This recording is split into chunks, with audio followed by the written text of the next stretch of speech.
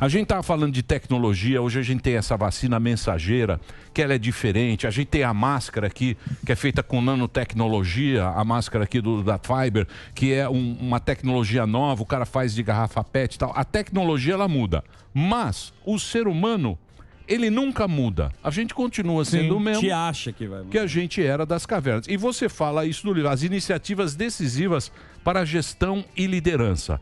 Você acha que a gestão e liderança, ela continua, nós humanos, a gente continua, a nossa cabeça, ela continua sendo, ela não consegue acompanhar essa tecnologia? Olha que pergunta boa. Linda, bonita. Parabéns. Sim, a tecnologia ela acelera um pouco nossas percepções, mas também acelera nossas confusões. Nós temos hoje muito mais coisa para saber, para conhecer. A gente vive o que eu chamo de um tsunami informacional. O tempo todo nós estamos conectadas e conectados, mas também isso chove de um modo muito bruto sobre nós e é preciso critério para separar. Por isso, nós sim, na humanidade, temos coisas que permanecem conosco. Eu faço, Emílio, uma divisão que eu acho importante entre aquilo que é antigo e aquilo que é velho. Não é porque uma coisa tem muita idade que ela é velha, ela pode ser apenas ser antiga.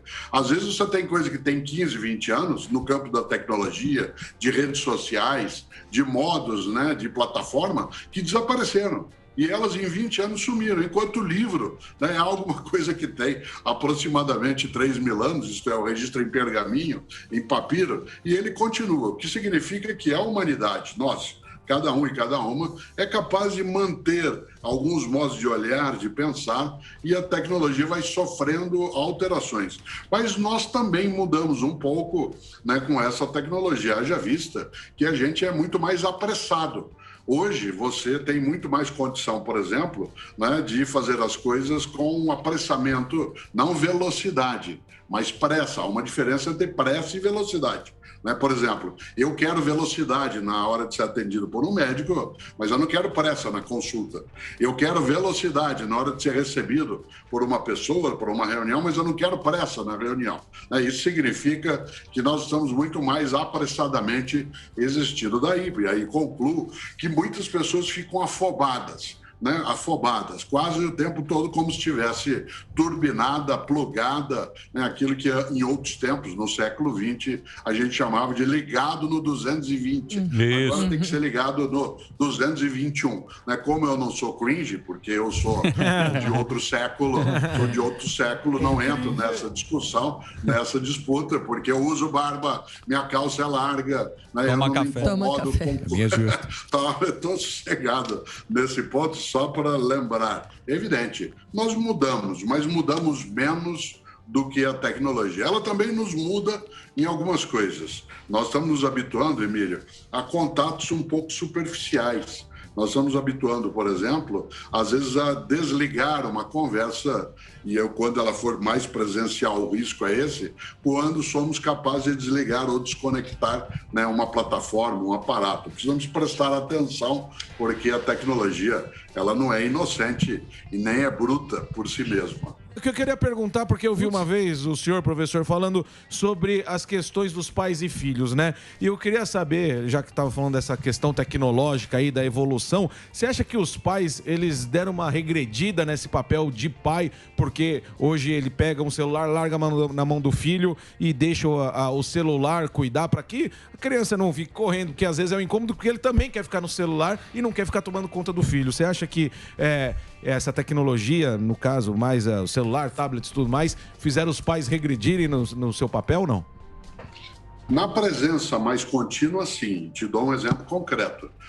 Nós estamos vivendo hoje cada vez mais em cidades grandes, morando mais longe do que o local onde trabalhamos. O momento pandêmico alterou essa lógica para algumas pessoas que hoje elas juntaram o local de trabalho e o local de moradia, o clássico home office, mas de maneira geral, a grande cidade, o transporte urbano mais lento, o trânsito, ele produziu um efeito, que foi reduzir nosso tempo livre.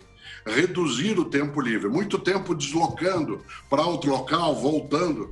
Isso fez com que o tempo que sobra para um adulto, especialmente se é um pai ou uma mãe ou alguém que cuida de uma criança, a pessoa quer descansar, ela não tem paciência, né? Ela não quer ter o trabalho daquela convivência porque ela já está exausta, porque ela não ficou exausta só de trabalhar 8, 10 horas, mas também no traslado, também no número de reuniões que hoje, pelo modo virtual, se tem. Então, o que é mais prático? O que é mais prático? Entregar algo que seja distrativo.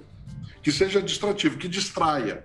Evidentemente que há um custo para isso, que é o risco de nós termos uma geração que vá crescendo, que é essa geração de crianças e de alguns jovens abaixo, né, de 15 anos que sofreram um peso tecnológico forte, uma geração que está habituada apenas ao consumo, né, de informações, de imagens, de estímulos, e não é produtora, né, daquilo que pode ajudar a ser criativo. Por isso, sim, eu acho que uma parte dos pais por conta até, né, dessa forma mais agoniante, né, de ter de sobreviver, acaba se distraindo um pouco, o que é uma coisa perigosa, mas como eu lembro sempre, algumas coisas na vida é melhor começar cedo antes que seja tarde.